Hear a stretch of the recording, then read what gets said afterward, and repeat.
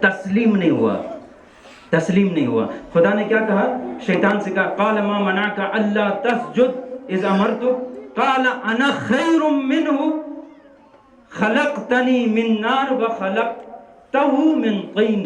دلیل دینا شروع کر دیا، بجائے اس کے کہ حکم خدا کو مان لیتا، آدم کے سامنے سجدہ ریز ہوتا، سجدے چھوڑنے بجائے اگرجو خدا سے جب ردن و سوال تو قال ما منعک، کیا چیز مانے بن گیا، تمہیں کس چیز نے روکا کہ آدم کو سجدہ کرو؟ تو اس نے آگے سے دلیل دینا شروع کر دیا۔ قال، آج کل ہمارے جوان دلیل جاننے تو ایک ایک کر کے دلیلیں دیتے ہو۔ شیطان مت بنو، شیطان مت بنو۔ جہاں پر مولا متقیان کی بات ہو نا، آپ کو شرم آنی چاہیے، مجھے شرم آنی چاہیے۔ مولا علی کی بات کے سامنے میں ڈٹ جاتا ہوں، زہرا مرضیہ کے بات کے سامنے میں ڈٹ جاتا ہوں کہ یہ غلط ہے۔ ممکن ہے کہ آپ کے عالم سے اس کو سمجھانے میں، زبان میں وہ رسائی نہ ہو، لبنت زبان ہو، بیان میں خطا ہو، لیکن حدیث غلط نہیں ہو سکتی ہے، آیا غلط نہیں ہو سکتا ہے، سمجھا کرو۔ بات نہیں سمجھ میں آتی ہے تو یہ نہ کہو غلط ہے، آرہ زبا میں سمجھنا لی بھائی، سمجھنا لی، اصل سمجھائی تھا، یہ بات کہو، کفر ہے، گناہ ہے۔ آپ اہل بیت کے سامنے ڈٹ جاتے ہیں اور کہتے ہیں کہ یہ غلط ہے، یہ صحیح نہیں ہے، ایسا ہونا چاہیے، ویسا ہونا چاہیے۔ تو شیطان نے یہی کہا تھا، دلائل دے دیا، میں آدم کو سجدہ کروں، وہ کون ہوتا ہے؟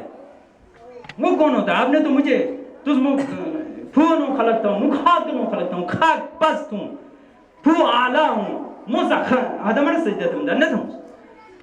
خدا نے کہا دفاع ہو جاؤ، نکل جاؤ، فخرج انک رجیم، نکل جاؤ، تم رجیم ہو، درماندی درگاہ ہو، نکل جاؤ یہاں سے۔ پھر اس نے کیا کہا؟ مہلت مانگا، فقال یا رب وعزتک ان عفیتنی من السجود لآدم لأعبدنک عبادتا ما عبدک احد قط مثلها۔ اس نے کہا پروردگار آپ مجھے اس کو معاف کر دیں، اس سجدے کو معاف کر دیں، آدم کو سجدہ کرنے سے مجھے معاف کر دیں، تو میں تیری عبادت ایسے کروں گا جو اس سے پہلے کسی نے کی ہی نہیں ہے، ایسی عبادت کروں گا۔ بس اس نے یہ سب خدا کو محتاج سمجھا، محتاج سمجھا، تسلیم نہیں ہوا، خدا کی عظمت کو تسلیم نہیں کیا، قانون کو تسلیم نہیں کیا، دلائل دینا شروع کر دیا کہ آپ مجھے آدم باقی سب کچھ کرتا ہوں، نہ تو نہ بنوں، بس نہیں تو نہ بھی تھی، بس نہیں تو بونے پھر جب نہیں بھی تو بس تیرے گاہ کہیں فخرج انک رجیم، تم رجیم ہو، راندے درگاہ ہو، نکل گیا۔ دین سے نکلنے میں زیادہ ٹائم نہیں لگتا ہے، مختصر ایک بات سے انسان کہاں سے کہاں نکل جاتا ہے۔ بہت سارے ایسے تھے، 27 منٹ بھی نہیں، مجھے ٹائم ہی نہ ہو، مجھے گھڑی ٹھکی ہو، آپ زیادہ بور نہ ہو جائے۔ شرائط کے ساتھ اسلام قبول کرنا، تسلیم، اسلام تسلیم کا نام ہے، سمعا و طاعتا۔ جہاں قرآن کی بات آئے، سمجھنا الگ بات ہے، سمجھنا الگ بات ہے، لیکن بغض اور کینہ رکھ کے قرآن کے سامنے اسٹینڈ لینا وہ غلط ہے۔ جب پیغمبر اسلام نے تبلیغ شروع کیا، رسالت مبعوث ہوئے، تبلیغ کرنا شروع کیا، تو جوک در جوک مسلمان لوگ آئے، مسلمان ہوتے گئے۔ پھر ایک قافلہ آیا، قافلہ آنے کے بعد کہا یا رسول اللہ، یا محمد، رسول اللہ تو نہیں کہا، یا محمد یا احمد، ہم بے مسلمان دونوں تیار ہیں، لیکن اسیں شرط چار ہیں، شرط چار قبول ہوں تو بے مسلمان دونوں تسلیم نہیں ہے۔ انہوں نے شرائط رکھے، وہ شرائط کیا تھے؟ انہوں نے کہا، پیغمبر نے کہا، پیغمبر سے یوک ہی تھے شرائط تو کہیں رضت ہو، جو پہلے ہی شرط ربا حلال بونا وجہ، سود عزیزو، سود فونس میں یعنی بینک کو قرضے کا آگے نہ سود ہے، حرام ہے، ربا ہے۔ آپ اپنی نسلوں کو برباد نہ کرو بینکوں سے وہ لے کے، آپ ایک 10 لاکھ لیتے ہو، 10 لاکھ کے بعد 10 لاکھ 20 ہزار دیتے ہو، یہ بھی سود ہے، سود حرام ہے۔ انہوں نے کہا ربا حلال بونا وجہ، ربا چھٹی۔ نمبر 2 زنا، ہمیں زنا کی اجازت ہونی چاہیے، ہم جہاں چاہیں جو چاہیں ہم کر لیں۔ نمبر 3 نماز معاف ہونا وجہ، نماز بیس نہ ہونا۔ 14 شرط بدھ، انہیں بدھٹے اصل دے، بڑے بدھٹے اسے یعنی بدھٹے بڑے نہ پھٹونا وجہ، 1 سال بس، صرف 1 سال اگر اجازت دے یعنی سے انو عبادت تھوڑی یہاں سے بیچے پھٹو نہ ڈکڑ چھٹی ہونا وجہ۔ پیغمبر اسلام کے سامنے یہ 3، تو پیغمبر نے کہا تھا کہ آپ جائیں مولا علی کے پاس جائیں، یہ شرائط کو ان کے پاس بتائیں، وہ لکھیں گے میرے پاس لائیں گے۔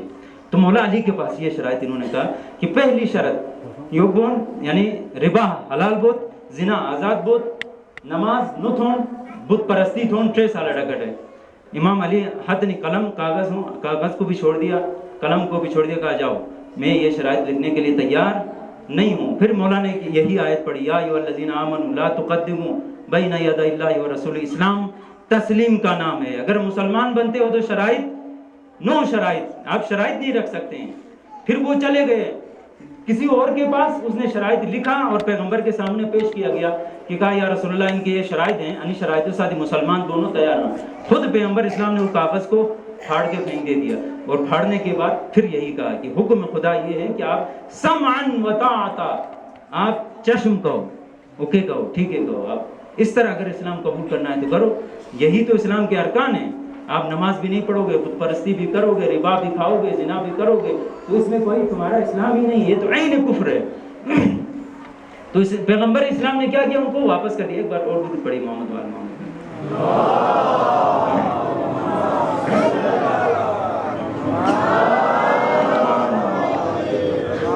آپ محمد صلوات اللہ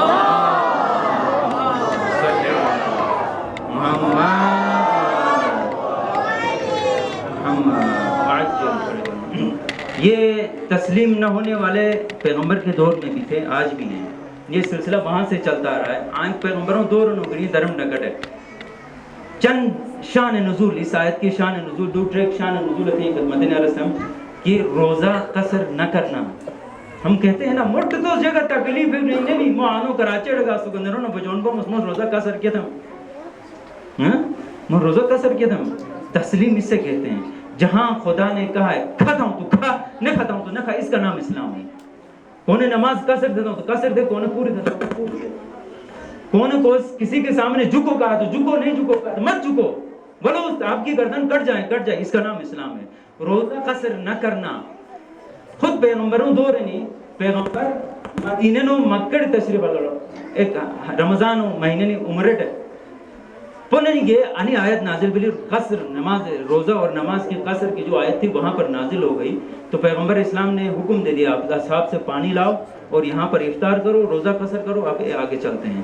سارے اصحاب تھے, بڑھ بھائی اصل بڑھ افطار کیے, وہی پیے, ٹک کیے, نماز کے بعد وہاں سے چلے گئے. کم ایک مٹھوٹے گالا تو ایک دو یہ پیغمبروں کو یا رسول اللہ فلاں فلاں فلاں فلاں سے روزہ قصر نہیں تھیاں. بلایا پیغمبر نے, دوسرا تیسرا انہوں نے قصر نہیں کیا. پیغمبر نے پوچھا تم نے قصر کیوں نہیں کیا؟ اس نے یہی جواب دیا تھا, یا رسول اللہ مجھے تکلیف نہیں ہوتی ہے, میں چل سکتا ہوں, میں طاقتور ہوں, مجھے کوئی تکلیف نہیں ہوتی. میں چاہتا ہوں کہ میں روزہ رکھ کر ثواب زیادہ کسب کروں. دیکھیں نا, یعنی وہ رسول کو رسول تسلیم نہیں کرتے تھے, دین کو دین تسلیم نہیں کرتے. دین میری مرضی کا نام نہیں ہے, اس کی مرضی کا نام ہے. روزہ قصر نہیں کیا, اور رسول خدا نے فرمایا کہ تم مرتے دم تک تم اور تمہارے پیروکار اسی سنت پر چلتے رہیں گے, اور آج چلتے رہیں گے. اور آج بھی دیکھ رہے ہو نا, مسلمانوں کی اکثریت روزہ قصر نہیں کرتی ہے. دلیل کیا ہے ان کے پاس؟ دلیل یہی ہے کہ ہمیں تکلیف نہیں ہوتی ہے. میں جہاز میں جاتا ہوں, میں ٹرین میں جاتا ہوں تو مجھے تکلیف نہیں ہوتی ہے. جب پیغمبر کے زمانے میں بھی تو اونٹ پہ جاتے تھے, گدھے پہ جاتے تھے, گھوڑے پہ جاتے تھے. خدا کیا اس کو تحقیق نہیں کر سکتا تھا؟ خدا یہ نہیں بتا سکتا تھا اگر کوئی گاڑی نہیں گیا تو روزہ قصر نہ بھئی, یعنی اسکن تو گاڑی ایک نہ سلی خیر, اگر کوئی اونٹ پڑ گیا تو تھون روزہ قصر نہ بھی انہوں, اس بھی پڑ گیا تو تھون روزہ قصر نہ بھی انہوں, رکونے پڑ گیا تو تھون روزہ قصر نہ بھی انہوں, اگر پیدل گیا تو تھون روزہ قصر بھی. آج رجل نے بولو خدا سے مطلق کہا ہے اگر سفر پہ جاؤ گے تو روزہ قصر کرو, اور اگلے ایام میں اگلے سال کے روزے کے بعد دوبارہ اس کو کیا کرو, تکرار کرو. روزہ قصر نہ کرنا. یا ایھا الذین آمنوا لا تقدموا, یاد کیا آیا, یا ایھا الذین آمنوا لا تقدموا بین یدی اللہ ورسولہ, اللہ اور اس کے رسول سے آگے مت بڑھو. خدا رسول نے مٹھوڑ یا جو کوشش نہیں تھا, پتوڑ بھی ان کا کوشش نہیں, ان کے ساتھ ساتھ قدم بے قدم چلو, قدم بے قدم چلو تو تمہاری زندگی بھی سونا بن جائے گی, تمہاری آخرت بھی سنور جائے گی. احرام سے خارج نہ ہونا. ایک اور ہے شان نزول احرام. پیغمبر اسلام مکہ پہنچ گیا, اور وہاں پر طواف کرنے کے بعد پیغمبر اسلام نے پھر وہاں ایک خطبہ دے دیا. خطبہ دینے کے بعد کہا جنہوں نے قربانی کا بکرا یا قربانی کا جانور اپنے ساتھ لایا ہے وہ نہر کریں, اس کو قربان کریں اور احرام سے خارج ہو جائیں. جن کے پاس قربانی نہیں ہے وہ احرام میں رہ سکتے ہیں. تو یہاں پر بھی